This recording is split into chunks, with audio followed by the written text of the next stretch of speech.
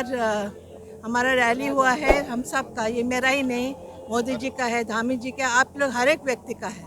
ये एक कमल का फूल का रैली है और हम लोग सब, मुझे लगता है बहुत ही आगे बढ़ेंगे और बहुत सबका प्यार मिलेंगे और भगवान का आशीर्वाद। ठीक है, अब चुनाव का अखाड़ा सज गया है, दोनों पहलवान आ गए हैं।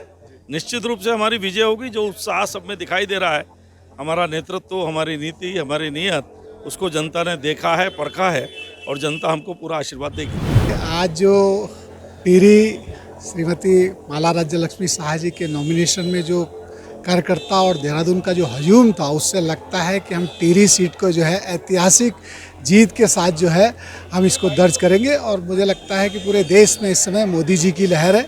मोदी जी की गारंटी पर पूरी भारत की जनता जो है विश्वास करती है। ऐसे हमारे उत्तराखंड की जनता भी माननीय मोदी जी पे विश्वास करती है। हम पांचों की पांचों सीटें जो है लोकसभा की भारतीय जनता पार्टी की जीतेंगे। अब प्रचार प्रसार भी होगा, सारी चीज़ें आगे फेज वाइज होंगी, लेकिन अभी जितना मैं जनता के बीच में गया हूँ, कार्यकर्ताओं के बीच में गया हूँ, तो मुझे ऐसा अपार स्नेह मिल रहा है कि मैं समझता हूँ कि जनता मन बना चुकी है परिवर्तन के लिए, और वो परिवर्तन ही टिहरी लोकसभा संसदीय क्षेत्र सीट नंबर 1 से शुरू होगा और देश में जो है परिवर्तन की बयार आएगी।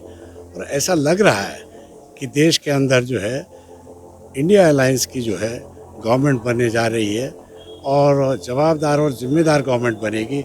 ये जो वर्तमान गवर्नमेंट थी वो तो मन मन की बात कहती थी, किसी की सुनती नहीं थी, और अब ये जो अलायंस की सरकार बनेगी वो सुनेगी भी और लोगों के समस्याओं का निराकरण भी करेगी। एक आध कोई गिना दे तो हमें कोई परियोजना तो लगी नहीं है। शायद अगर आप लोगों के माध्यम कोई परियोजना उन्होंने गिनाई हो तो बता दें।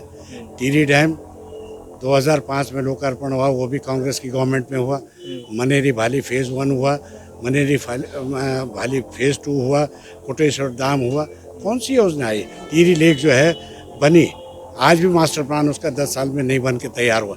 उसके अंदर एक छोटे से 4 कोनों में जो है 4 छोटे छोटे शहर बसते और स्थानीय लोगों को रोज़गार मिलता, नौजवान काम करता, लेकिन पर्यटन पर कोई काम नहीं हुआ। अगर हुआ है तो बता दीजिए। सिर्फ एक 2 दिन का पर्यटन मेला होता है झील के लिए, उसके बाद मैंने कोई कार्य वहाँ होता हुआ नहीं दिखाई। देखिए, आरोप का प्रश्न नहीं है, हम कोई आदमी बड़ा उसके विरोध में नहीं है, लेकिन टिहरी के लोग चाहते हैं कि सांसद ऐसा हो जो हर समय टिहरी के लोगों को उपलब्ध हो सके और टिहरी की आवाज़ लोकसभा में सुनाई दे। और विगत कई वर्षों से ना तो सांसद जो है टिहरी के लोगों को उपलब्ध हो पा रहा है और ना ही टिहरी की आवाज़ संसद में सुनाई दे रही। तो इसलिए गुंसोला जी के रूप में जो है कांग्रेस ने प्रत्याशी दिया है, जो 2 बार विधायक रहे, नगर पालिका के अध्यक्ष रहे, क्रिकेट बोर्ड के वो अध्यक्ष हैं, आम जन से उनका संवाद है। इसलिए हम समझते हैं कि इस बार जो मुकाबला होगा वो निश्चित रूप से श्री देवसुमन की धरती है और इस धरती ने जो है हमेशा क्रांति लाने का काम किया है, तो क्रांतिकारी कदम है, हम चुनाव जीतेंगे। देखिए, अभी जितनी जगह हम जनता के बीच में गए हैं, जनता का स्नेह और प्यार गुंसोला जी को मिल रहा है और लोगों में जो 12 साल तक पार्लियामेंट में टिहरी लोकसभा का मौन धारण रहा है, उससे लोगों में बड़ा गुस्सा है, ज़बरदस्त आक्रोश है। और जब प्रतिनिधि लोगों के दुख और सुख में, लोगों की कठिनाई में शामिल नहीं होगा तो फिर प्रतिनिधि किस बात का है।